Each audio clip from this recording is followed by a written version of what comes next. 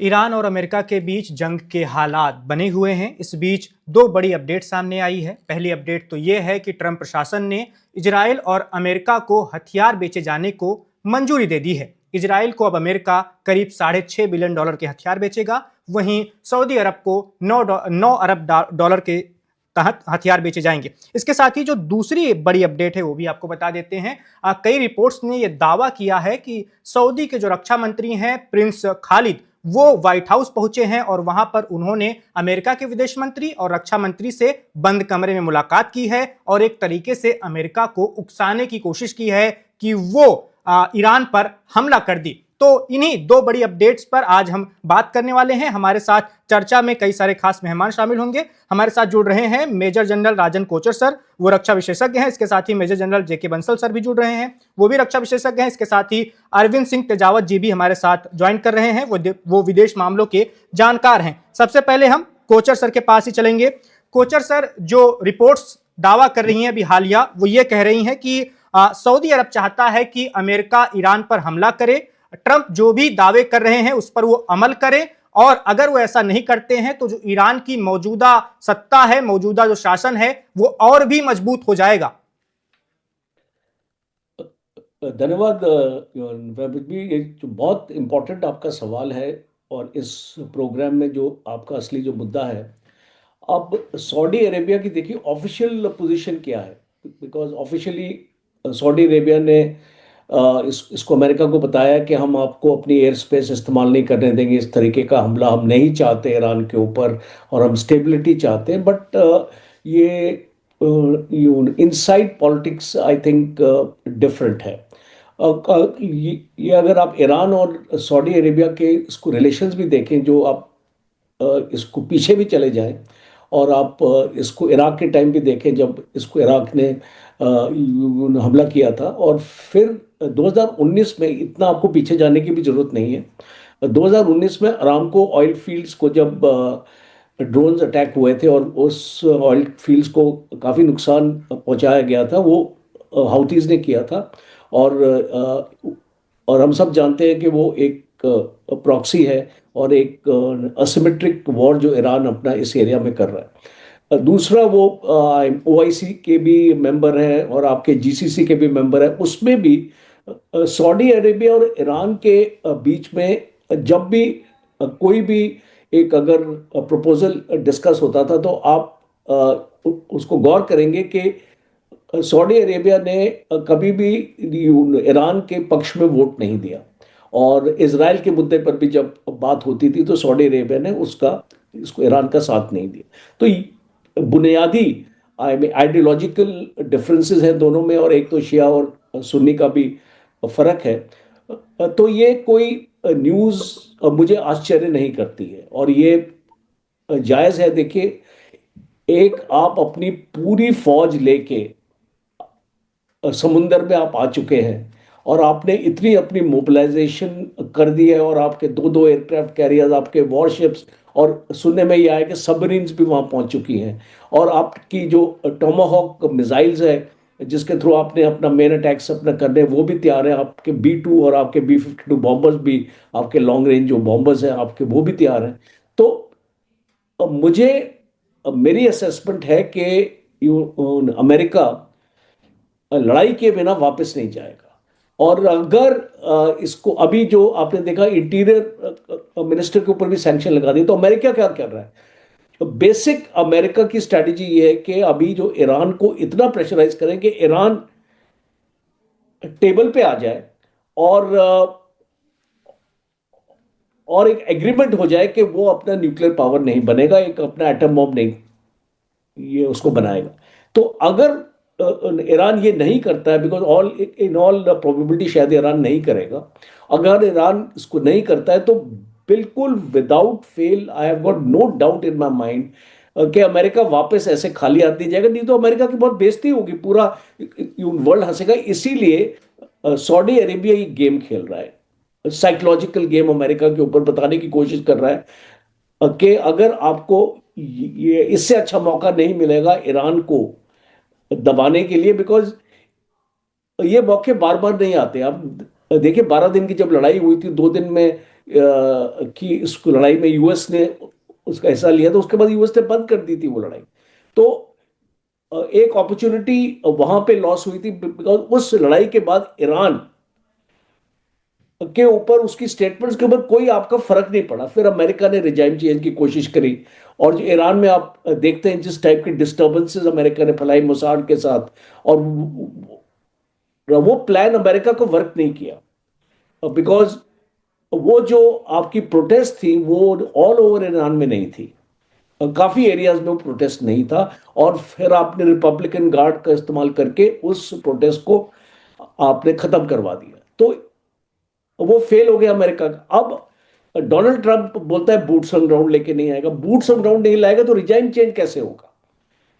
तो वो बात की बात है कि इसको इसको लड़ाई के बाद अगर अमेरिका इस पे हमला भी कर देता है ईरान के ऊपर, ईरान भी करेगा कुछ ना कुछ नुकसान, ईरान भी पहुंचाने की कोशिश करेगा, उसके एयर बेसिस पे स्ट्राइक करेगा, इसराइल के ऊपर स्ट्राइक करेगा। इसीलिए आपने जो आपकी जो पहली न्यूज़ थी ना, वो बहुत रेलिवेंट है कि ये अमेरिका इसको इसराइल को अभी वो उस प्रकार से वेपन्स दे रहा है, और खास तौर पे इंटरसेप्टर्स, बिकॉज इसराइल को इंटरसेप्टर्स की कमी पड़ गई थी, बिकॉज वो मिसाइल्स लास्ट 2 दिन की लड़ाई में इसराइल का बोला जाता है, आई मीन एक एस्टिमेट है कि जो $50 बिलियन का नुकसान हुआ था जो आपका ईरान ने किया था, because Israel is a very small country, अगर आप थोड़ा भी नुकसान करेंगे तो बहुत इसको बड़ा दिखाई देगा। तो ये बिल्कुल। मेरा ये मानना है कि ये जो लड़ाई को शायद कोई रोक नहीं पाएगा, और चाइना भी कोशिश कर रहा है, रशिया भी कोशिश कर रहा है अमेरिका को समझाने के लिए कि आप इसको हमला इसको मत कीजिए, बट आई थिंक सबसे ज्यादा ईरान को समझाना, बिकॉज ईरान को यह भी लगता है कि इसराइल के पास न्यूक्लियर वेपन है, और वो डिक्लेयर नहीं कर रहा है पर उसके पास कैपेबिलिटी है।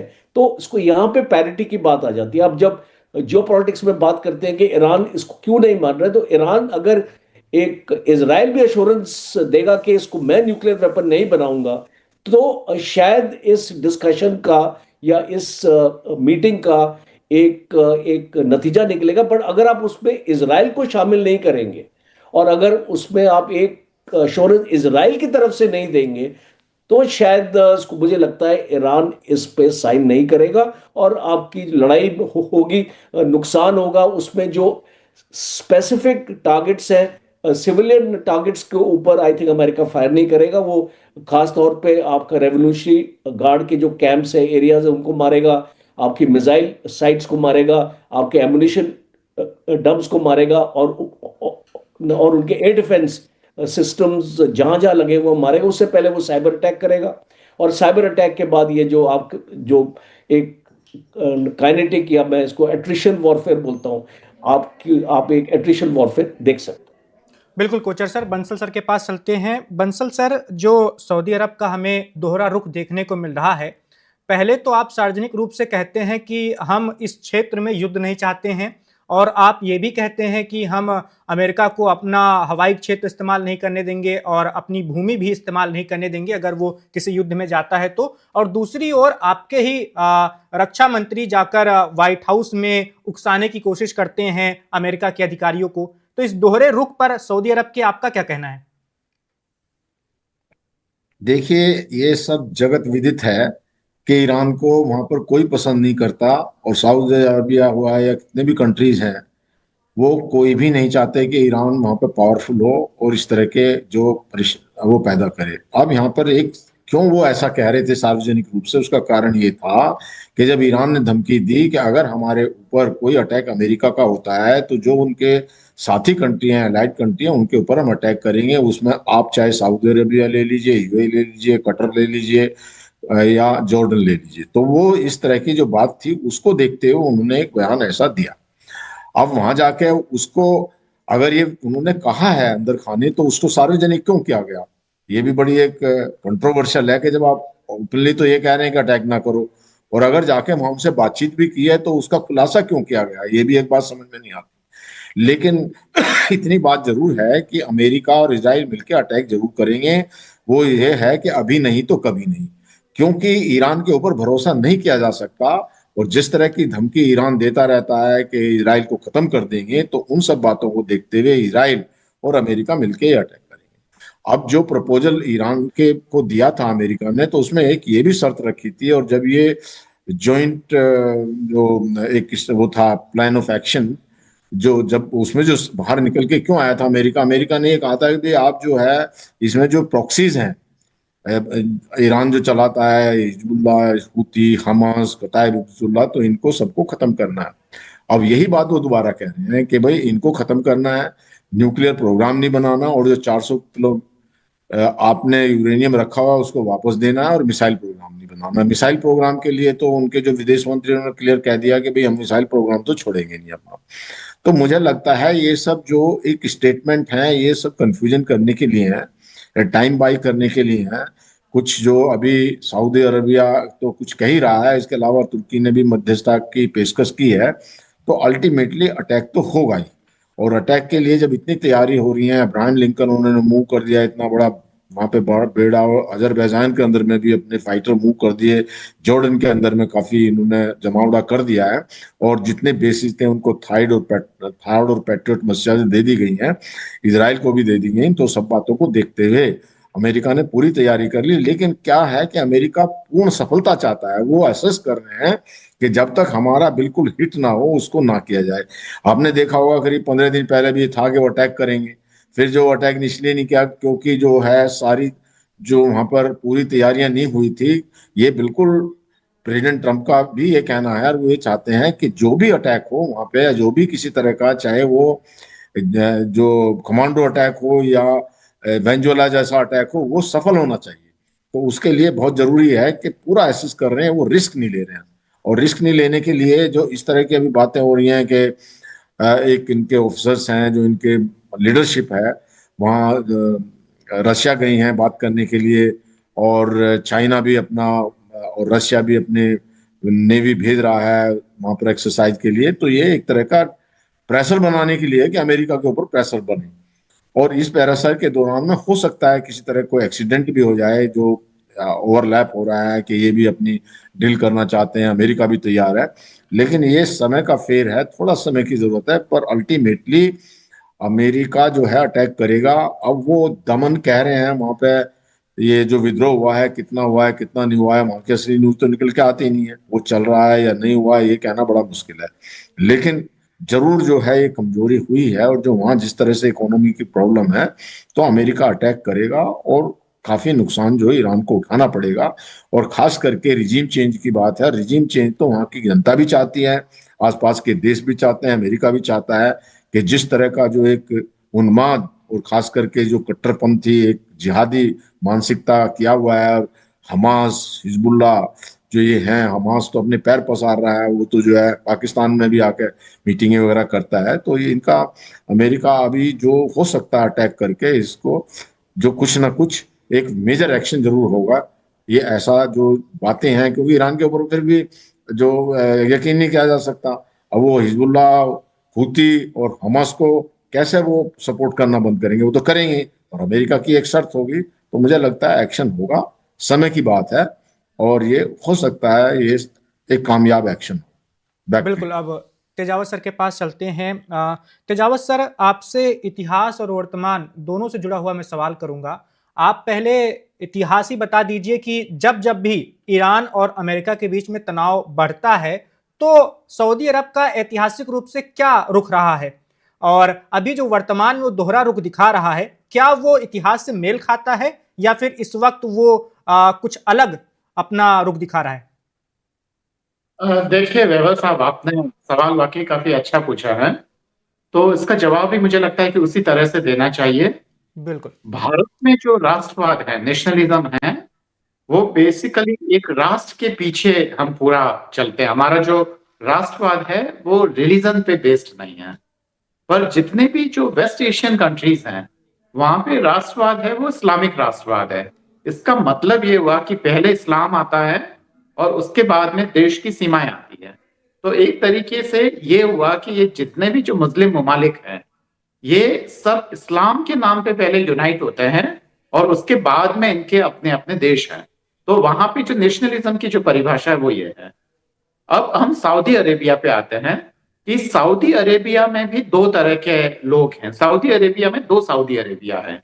अगर वहां के आम लोगों की बात करें तो आम लोगों में तो आप देखेंगे कि ईरान पे अगर अमेरिका हमला करता है तो सऊदी अरेबिया के आम लोग ये कभी नहीं चाहेंगे, क्योंकि इस्लामिक नेशनलिज्म के नाम पर जहां शिया सुन्नी का इतना अभी फर्क नहीं है, और वो नहीं चाहेंगे कि कभी भी ईरान पे हमला हो। पर अगर वहां के जो सत्तासीन या वहां के हुक्मरान हैं, हुक्मरान ये जरूर चाहेंगे कि जो ईरान की जो सत्ता है उसका दमन हो। इसका कारण ये कि जो ईरान की जो सत्ता है उसमें कुछ सेमी डेमोक्रेटिक एलिमेंट्स हैं। मतलब वो उस तरीके से राजाओं वाला या शाहों वाला या वैसी रिजिम नहीं है जैसे कि ईरान में पहले होती थी रजा शाह पहलवी के टाइम में। फिर 79 में वहां पे आंदोलन हुआ और उसके बाद में ये सत्ता परिवर्तन हो गया था। ये अब इससे आगे की तरफ बढ़ते हैं। डिप्लोमेसी में क्या होता है कि जब आपका सर दर्द करता है तो बताया जाता है कि मेरा पेट दर्द कर रहा है। अमेरिका फिलहाल यही कर रहा है। मतलब ये हुआ कि वो कह रहे हैं कि परमाणु जो हस्ताक्षर कर ले, आपके पास जो यूरेनियम है हमें सब कुछ दे दे। ये आप एश्योरेंस कैसे करेंगे? इराक के बारे में भी आपने यही कहा था। तो हो ये रहा है बेसिकली कि ईरान ने पहले से ही एनपीटी पे हस्ताक्षर कर रखे हैं। जो अंतर्राष्ट्रीय परमाणु आयोग के जो लोग हैं, मेंबर्स हैं, वो ईरान को विजिट भी करते रहते हैं और देखते रहते हैं कि ईरान कुछ यूरेनियम वगैरह बना तो नहीं रहा है। बावजूद भी वो सिस्टम इतना फुल प्रूफ नहीं है कि ईरान को परमाणु बम बनाने से रोका जा सके। इसलिए अमेरिका ये चाहता है कि वहां पे सत्ता परिवर्तन कर ले। अगर उस हिसाब से देखा जाए तो सबसे पहले अमेरिका को इजराइल पे हमला करना चाहिए, अगर परमाणु बम ही अगर एक शर्त है तो। कारण ये कि इजराइल ने न तो एनपीटी पे कोई हस्ताक्षर कर रखे हैं और न ही वो ये इजाजत देता है कि अंतर्राष्ट्रीय परमाणु आयोग के जो मेंबर्स हैं वो आके वहां विजिट करें और वहां के परमाणु ठिकानों को देखें। तो इसलिए अमेरिका का ये लॉजिक, इसके पीछे जो खास वजह है वो है ईरान के संसाधन।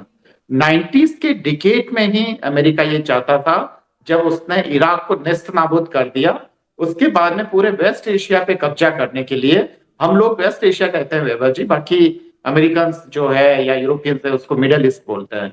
ये भी एक थोड़ा सा फर्क है। और एक और इसी बीच में महत्वपूर्ण चीज और मैं ये बोलना चाहूंगा कि जयशंकर साहब अभी वहीं वेस्ट एशिया थे थोड़े दिनों पहले। भारत नहीं चाहता है, भारत के हित में नहीं है, क्योंकि भारत अगर ईरान का वहां पतन हो जाएगा और नई सरकार निश्चित रूप से वो यूरो अमेरिकन स्टाइल में काम करेगी और भारत के हित में काम नहीं करेगी वो। तो पाकिस्तान ने वैसे ही सेंट्रल एशिया में पहुंचने के लिए भारत का रास्ता ब्लॉक कर रखा है। भारत अब केवल और केवल ईरान के चाबहार पोर्ट और फिर उसके बाद में अफगानिस्तान और सेंट्रल एशिया की तरफ तुर्कमेनिस्तान, किर्गिस्तान, कजाकिस्तान, ये जितने भी जो सेंट्रल एशियन कंट्रीज हैं वहां पे भारत जा सकता है। तो भारत के बिल्कुल भी हित में नहीं है। एक और बात जो मैं आपसे कहना चाहता हूं कि ये जो पूरी लड़ाई है वो बड़े हितों की टकराहट है। जैसे कि भारत और पाकिस्तान कोल्ड वॉर के जमाने में मोहरे हुआ करते थे। जैसे कि एक खेमा पाकिस्तान को सपोर्ट करता था, दूसरा खेमा भारत को सपोर्ट करता था। वही हाल है अभी ईरान का, कि ये दरअसल दुनिया में जो लड़ाई फैलने वाली है उसका ये शुरुआती रूप है, जिसमें रूस और चीन जो है वो ईरान को सपोर्ट करना चाहते हैं। अभी जो चीन के जो यूएन रिप्रेजेंटेटिव है उन्होंने काफी कहा कि हम अमेरिका का ताकत का नशा उतार देंगे। तो इस तरीके के वो जो बयानबाजी हो रही है, तो ये जानता है चीन, क्योंकि चीन का वहां पे भयानक इन्वेस्टमेंट था और अमेरिका का एक ही मकसद है ईरान में आने का, वो है लूट। मैं अंतिम एक बात और कह के अपनी बात खत्म करता हूं। हमास बिल्कुल भी आतंकवादी ऑर्गेनाइजेशन नहीं है। भारत सरकार तो बिल्कुल भी नहीं मानती है। बहुत सारे यहाँ पे फिलिस्तीन की एम्बेसी भी है और हमास के लगभग आप समझिए कि फिलिस्तीन का जो जितने भी लोग हैं, हर पांचवा आदमी, हर एक परिवार से दादा, पिता, बहन, भाई, इवन की महिलाएं भी, वो हर पांचवा या चौथा व्यक्ति हमास से जुड़ा हुआ है। और वो सारे फिलिस्तीनी भारत आते हैं, उनकी कोई चेकिंग नहीं होती है। भारत सरकार को भी पता है कि ये हमास के सदस्य है। इसलिए ऐसा कुछ नहीं है कि हमास को भारत सरकार कोई आतंकवादी संगठन मानती है। केवल धर्म के आधार पर भारत न तो हमास को आतंकवादी क्योंकि ये तो एक तरीके से देखा जाए तो पीएलओ का ही विस्तार है। अमेरिका की लूट को भारत अच्छी तरह से समझ रहा है और भारत के लिए ये आसन खतरा है। ये सारी इंप्लेस साम्राज्यवादी देश है वैभव साहब, तो ये साम्राज्यवाद का जो शिकंजा है वो भारत तक भी आएगा। तेजावत वैभव जी। सर, अब हम अमेरिका की बात कर रहे थे। मैं जानना चाहता हूं कि जो भी अमेरिका के मित्र राष्ट्र हैं, चाहे वो इजराइल हो गया और सऊदी अरब हो गया, अगर ये किसी फैसले को लेकर दबाव बनाते हैं अमेरिका पर, व्हाइट हाउस पर, तो क्या उस दबाव का असर होता है? क्या व्हाइट हाउस में जो राष्ट्रपति बैठता है वो इस दबाव में आकर कोई फैसला लेता है, अगर इतिहास से जोड़कर मैं पूछूं तो, या फिर राष्ट्रपति का जो फैसला होता है वो स्वतंत्र फैसला होता है, उसमें किसी का दबाव नहीं होता? नहीं, राष्ट्रपति किसी भी डेमोक्रेटिक कंट्री का, चाहे वो अमेरिका हो या कोई भी हो, किसी भी राष्ट्राध्यक्ष का फैसला स्वतंत्र हो ही नहीं सकता है। उसको इलेक्शन लड़ना है, अगले बार उसको इलेक्शन के लिए पैसा चाहिएगा, और पैसा कौन देगा? ताकतवर लोग देंगे। और ये ताकतवर लोग क्या कर रहे हैं? हथियार बना रहे हैं। ये ताकतवर लोग क्या है? जो ईरान को लूटना चाहते हैं। तो ये बिल्कुल नहीं होगा। इजराइल का मामला ऐसा है कि अमेरिका में जितने भी जो मीडिया हाउसेज हैं, अमेरिका के बड़े बड़े जो वहां पे उद्योग हैं, वो सारे ज्यूस लॉबी है उनका। खासकर मीडिया तो पूरी तरीके से, चाहे वो बड़े बड़े अखबार का नाम ले लीजिए, अखबार का नाम तो क्या लें, वॉशिंगटन पोस्ट से लेकर सब कुछ, सारे के सारे जो है वो ज्यूस लोगों के कब्जे में हैं। फेसबुक, वो भी जो जकरबर्ग है वो भी ज्यूस। मैं किसी का नाम नहीं लेना चाहता, पर तमाम जो पूरा मीडिया से लेके बड़े बड़े हथियार बनाने वाले लोग हैं, वो सारे के सारे ज्यूस है। और उनका एक जो जो प्रॉमिस लैंड जो जिसको ये लोग बोलते हैं, आपने भी जिक्र किया था थोड़े दिनों पहले, जी। तो कहीं ना कहीं उनका जो जुड़ाव है उन तमाम चीजों से, तो दबाव तो रहता ही है। अब एक जो आपका प्रश्न है उसका जवाब यह है, खासकर कि यूरोपियन यूनियन जो है, जो अभी अमेरिका के सुर में सुर नहीं मिला रहे थे, वो अचानक से उसको क्या हो गया कि फ्रांस के इमानुएल मैक्रो और जो जर्मन चांसलर है वो अमेरिका के सुर में सुर मिलाने लगे और उन्होंने आईआरजीसी पे प्रतिबंध लगा दिया।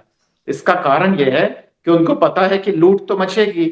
अब इस लूट में हिस्सेदारी के लिए अगर यूरोप पीछे रहेगा तो कोई खास फायदा है नहीं। तो यूरोप ने अभी अमेरिका के सुर में सुर मिलाना शुरू कर दिया है, भले ही ग्रीनलैंड के मसले पे उसका अमेरिका से अलग विचार है या विभेद है। इसलिए यूरोप साथ आ गया है, क्योंकि जब लूट मचेगी तो कुछ जो फायदा है वो यूरोपियन कंपनीज को भी हो। और तो भारत तेजावत के लिए सर, मुश्किल है। जी। हम ये मान लें कि अगर सऊदी अरब और इजराइल के वोट से दबाव डाला जाता है तो ना चाहते हुए भी ट्रंप इस युद्ध में शामिल हो सकते हैं? नहीं, सऊदी अरब तो पूरा तरीके से पपेट है। उसके बोलने ना बोलने से कोई फर्क ही नहीं पड़ता। जिसके शाह की इतनी हिम्मत नहीं है, वो वहां अमेरिकन प्रेसिडेंट को हवाई जहाज गिफ्ट किया घूमता रहता है। उस व्यक्ति की कोई हैसियत नहीं है, उस राष्ट्राध्यक्ष की कोई हैसियत। सऊदी अरेबिया ने पहले क्यों दिया था ये स्टेटमेंट? ये भी अमेरिका के कहने से दिया था। इसका कारण ये था कि जो अब्राहम लिंकन, जिसकी हम अक्सर जिक्र करते हैं, थियोडोर रूजवेल्ट जो है, एनएसएस थियोडोर रूजवेल्ट, वो वही था। अब्राहम लिंकन को साउथ चाइना सी से आना था, तो उसने ये जो मेरे अंदाज से 2 जनवरी के आसपास वहां से यात्रा शुरू की थी, सॉरी 15 जनवरी के आसपास वहां से यात्रा शुरू की थी, और 26 जनवरी तक आते आते वो यमन की खाड़ी है उसके पीछे छुप गया। ये भारत को इसलिए पता है, या भारत की इंटेलिजेंसिया को इसलिए, कि अब उस जहाज का पता कैसे करें। जो उसके आसपास जो हेलीकॉप्टर्स मंडराते हैं उसको वो सिक्योरिटी देने के लिए या उसको एस्कॉर्ट करने के लिए, तो जीपीएस के जरिए हम हेलीकॉप्टर्स और जो आसपास की जो गतिविधियां होती हैं हम उनको ट्रैक करते हैं, और उसके बाद में हमें पता चलता है कि ये जहाज कहाँ है। तो वो दिखता है गायब हो जाता है, दिखता है गायब हो जाता है, और अभी यमन की खाड़ी से उसकी लोकेशन कहाँ है हमें पता नहीं है। 26 जनवरी तक वो यमन की खाड़ी में था। अगर अमेरिका पहले से ही ईरान को चेतावनी दे देता तो बहुत सारी चीजें उलट पलट हो सकती थी। इसलिए अमेरिका को समय चाहिए था, और उसके लिए अमेरिका का स्टेटमेंट, जो कि अमेरिकन प्रेसिडेंट है उनको कोई रिलायबल मानता ही नहीं है, तो उन्होंने सऊदी अरेबिया के राष्ट्राध्यक्ष से या उनके जो जितने भी हुक्मरान हैं उनसे ये इस तरीके के, खासकर वहां के फॉरेन मिनिस्टर से ये स्टेटमेंट दिलाए। और उसके बाद में जब ईरान को, हालांकि ईरान सतर्क है, और अब जबकि वो Abraham Lincoln, NSS Abraham Lincoln वहां पहुंच चुका है, अमेरिका अपनी तैयारियां पूरी कर रहा है, तो बस वो तो पपेट है वैभव साहब। तेजावत सर, वो जो जैसा वैसा कि ही। बंसल सर कह रहे हैं और कोचर सर कह रहे हैं, क्या आपका भी ये मानना है कि अमेरिका जो भी वहां पर घेरेबंदी कर रहा है उससे यही साबित हो रहा है कि वो हमला करेगा ही, चाहे आज नहीं तो कल, वो खाली हाथ लौटकर नहीं जाने वाला है? बिल्कुल। मुझे जहां तक लगता है हमला होगा, जब तमाम टीवी चैनल्स पे जब अलग अलग एक्सपर्ट ये बोल रहे थे, जब सऊदी अरेबिया ने कहा था कि अब अमेरिका के पास बेस नहीं है, तब अब हमला नहीं होगा। उस समय भी मेरी यही राय थी कि ये सारे पपेट हैं, इनकी कोई निजी राय है नहीं, उन पे भरोसा नहीं करना चाहिए और अमेरिका हमला करेगा। अगर वैभव साहब अमेरिका ने इस समय हमला नहीं किया तो वह भविष्य में कभी हमला नहीं कर पाएगा। ठीक वैसे ही जैसे कि उत्तर कोरिया पे अमेरिका के बस का नहीं है हमला करना, वैसे ही ईरान उसके हाथ से निकल जाएगा, उसके पास एटॉमिक बम आ जाएंगे और उसके बाद में वो ताकतवर हो जाएगा। अभी सबसे कमजोर हालात में है, घरेलू स्तर पर भी और बाहर के मोर्चे पर भी। चीन और रूस भी उसको सीधा से, भले ही वो बयानबाजी भले ही कर ले यूनाइटेड नेशंस में, बाकी वो पूरी तरीके से ना तो चीन आने वाला है ना रूस आने वाला है उसके साथ, केवल वो बयानबाजी करेंगे। इसलिए अब ये मान के चलिए वैभव साहब कि अगर अमेरिका अब हमला कर दिया तो कर लेगा, नहीं तो भविष्य में अमेरिका बिल्कुल नहीं कर पाएगा और जो उसकी जो सुपर पावर बनने की जो ख्वाहिश है वो एक तरीके से उसको ब्रेक लग जाएंगे वैभव साहब। बिल्कुल, अभी नहीं तो कभी नहीं, आपका ऐसा कहना है। कोचर सर के पास चलते हैं। कोचर सर, हम लगातार बात करते आ रहे हैं कि ईरान वेनेजुएला नहीं है। ट्रंप ने भी अब ये कह दिया है, उन्होंने कहा है कि हम वेनेजुएला में हमने जो सैन्य ताकत भेजी थी, वहां पर जैसी हमने सेना भेजी थी, जहां पर जैसे हमने सैनिक भेजे थे, उससे कहीं गुना ज्यादा, कहीं गुना मजबूत ताकत हम ईरान में लगा रहे हैं और हम कुछ ना कुछ तो हल उसका निकालेंगे ही। तो आपसे मेरा यह सवाल है कि अमेरिका भी समझ रहा है कि ईरान के पास कैसी ताकत है, और इसके साथ ही अभी जैसा कि तेजावत सर ने कहा कि रूस और चीन, उनका एक तरीके से समर्थन रहता है ईरान की ओर। और कल एक मेजर साहब से बात हो रही थी, उनका कहना था कि बहुत सारी मदद चीन की ओर से ईरान को की जा रही है, कई सारे विमान चीन के वो ईरान में लैंड कर रहे हैं, जिसमें हो सकता है कि बहुत सारे हथियार भी हों। तो आपके पास ऐसी कोई जानकारी है क्या? ईरान भी चीन और रूस से मदद लेकर युद्ध की तैयारी में जुटा हुआ है? देखिए, इसमें कोई शक नहीं है, बिकॉज आजकल कोई चीज छुपी नहीं है। अगर आप एक हवाई जहाज आते हैं, लैंड करते हैं, उसमें से सामान निकलता है। आजकल सैटेलाइट्स हैं और ये जो डिप्लॉयमेंट्स है ना, जब बात करते हैं कि ये छुप गया या इसको दिखाई नहीं दिया, ये कोई आजकल के दौर में ये पॉसिबल नहीं है। बिकॉज जो आपका बैदू सैटेलाइट है चाइना का, और वो ईरान के साथ उसका टाई अप है, और वो पूरी इंफॉर्मेशन ईरान को मिलती है कि इसको क्या क्या डिप्लॉयमेंट्स हैं, और उस हिसाब से ईरान भी अपने डिप्लॉयमेंट्स प्लान कर रहा है। तो मुझे कोई शक नहीं है जब हम एक ऐसी स्टेटमेंट देते हैं कि जो रशिया से मदद आपको मिली है। देखिए, आपको मैं इसको पहले बात बता दूं, 12 दिन की लड़ाई के बाद रशिया ने 12 सुखोई के जो हवाई जहाज है वो ईरान को दिए हैं, सुखोई 30 Mark 1।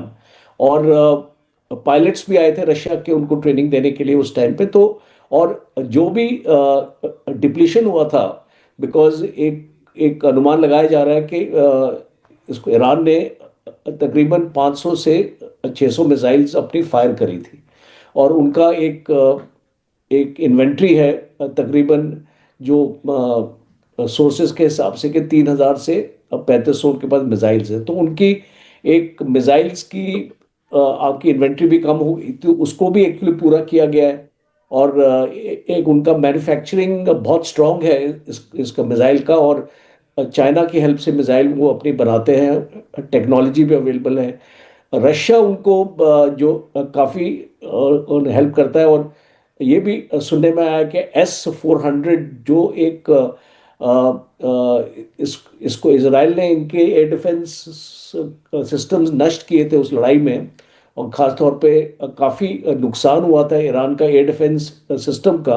तो मुझे लगता है अब चाइना से लिए हैं एयर डिफेंस सिस्टम, इसलिए हम ये जो हवाई जहाज़ों की बात करते हैं। सर, आपको रोकना चाहूंगा, वेनेजुएला के पास भी S-300 तो था ही ना, जहां तक मेरी जानकारी है।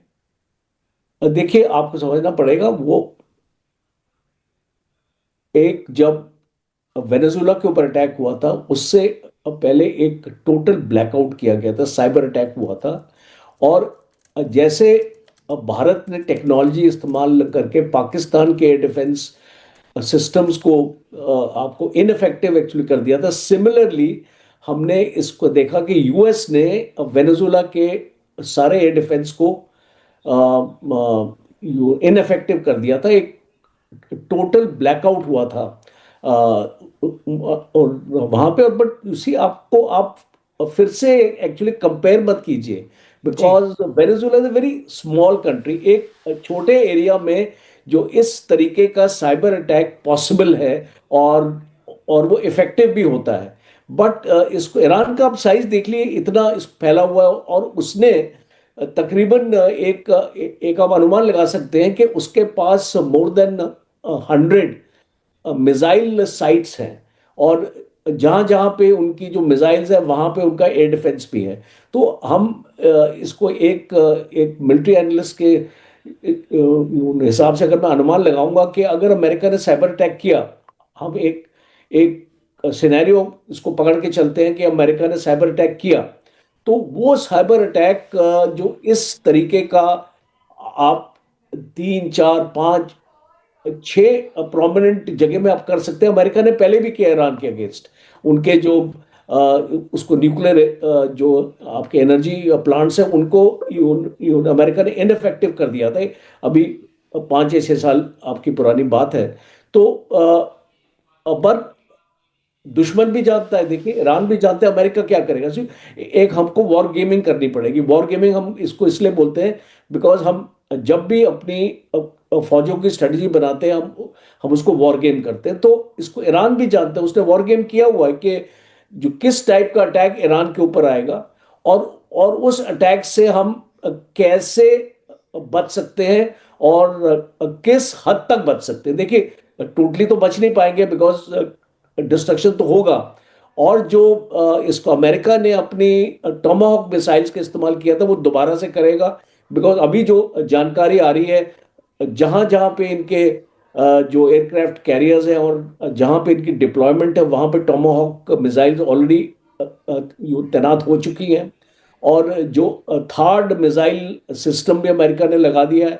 उनकी सबमरीन इसलिए आई हुई है बिकॉज जो अमेरिका की सबमरीन्स है वो टोमाहॉक मिसाइल्स फायर करती हैं, और वो 12 दिन की लड़ाई में भी फायर किया था और काफी इफेक्टिव हुआ था फायर। क्योंकि सबमरीन की लोकेशन ढूंढना बड़ा मुश्किल हो जाता है ईरान के लिए। एक इसको बाकी लोकेशन पिन पॉइंट हो जाती है, बट अगर वो एक सबमरीन से फायर हो तो शायद वो मुश्किल है। तो इस तरीके की लड़ाई हम देख सकते हैं जिसमें आधुनिक लड़ाई होगी। और जैसे कि हमने सिंदूर में देखा था मिसाइल्स और ड्रोन की लड़ाई होगी, वो मैक्सिमम इस पे इफेक्ट होगा।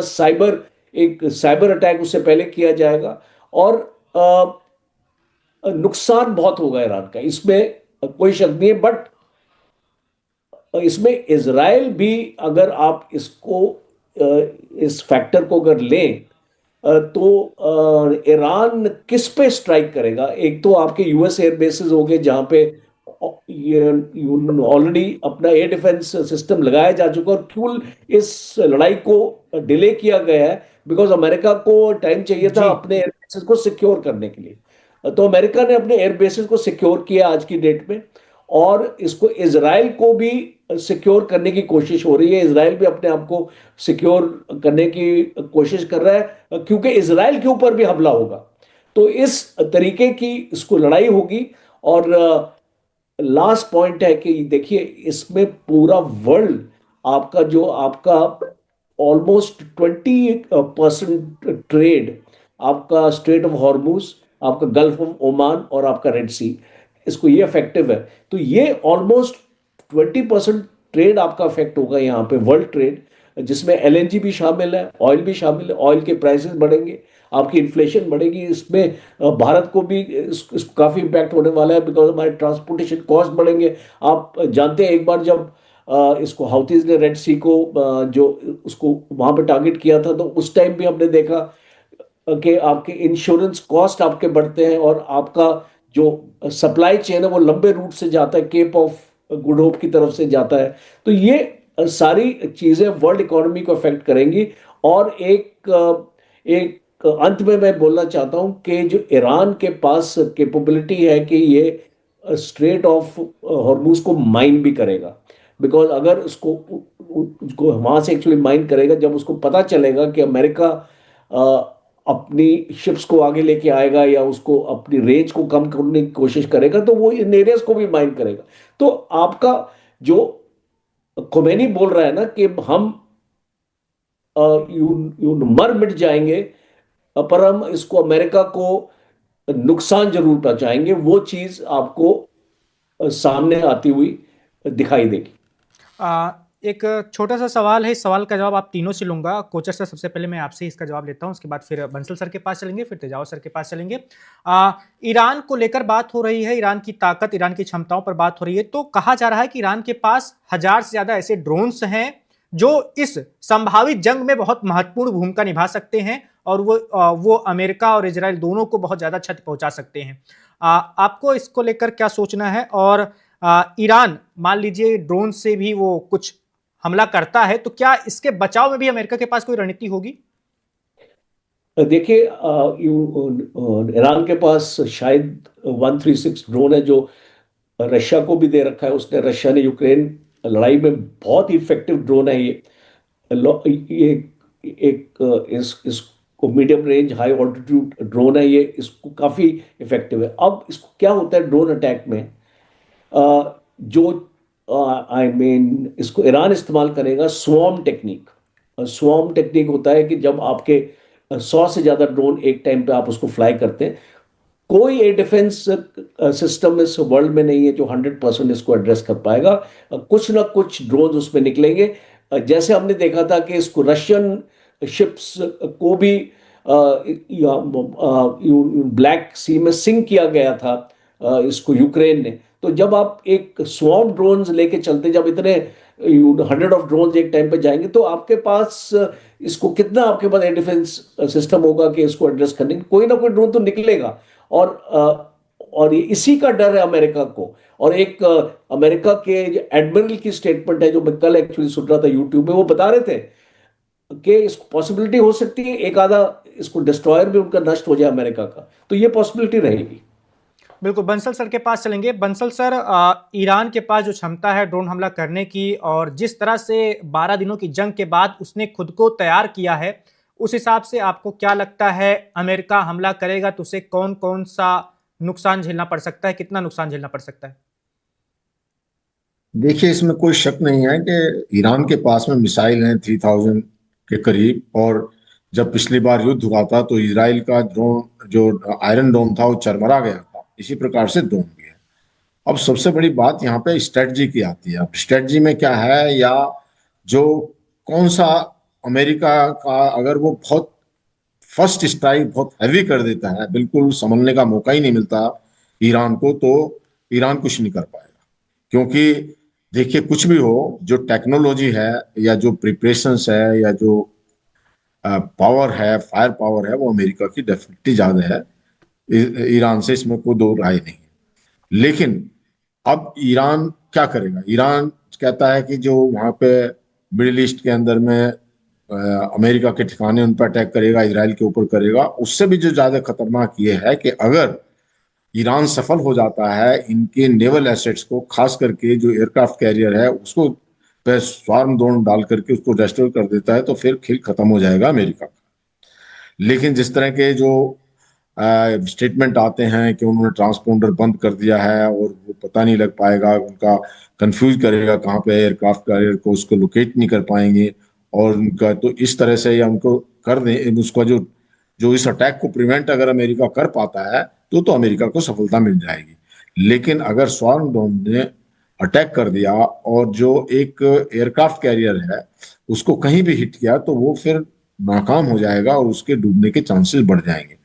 और इन्हीं सब प्रोस एंड कॉन्स को देखते हुए अमेरिका का जो समय लग रहा है, वो सब अपने आप को बचाव करने के लिए, बचाव करके वो लेकर, अब जो अमेरिका बात करता है कि हाँ वो डिप्लोमेसी से इसको सुलझाना चाहते हैं या वो बात करना चाहते हैं, तो वो मुझे नहीं लगता है कि वो ऊपर से दिखावा है, कि उसमें कोई जो दम है। दम इसलिए है कि शायद सब जानते हैं कि जब तक वो, उनका मेन एम है वहां की रिजीम चेंज करना, कि जो प्रेजेंट रिजीम जब तक चेंज नहीं होगी तो ईरान के अंदर में कोई ना चेंज आएगा, और अगर कोई समझौते हो भी जाते हैं, एग्रीमेंट हो भी जाते हैं, तो ईरान की प्रेजेंट रिजीम उसको किसी को भी लागू नहीं करेगी।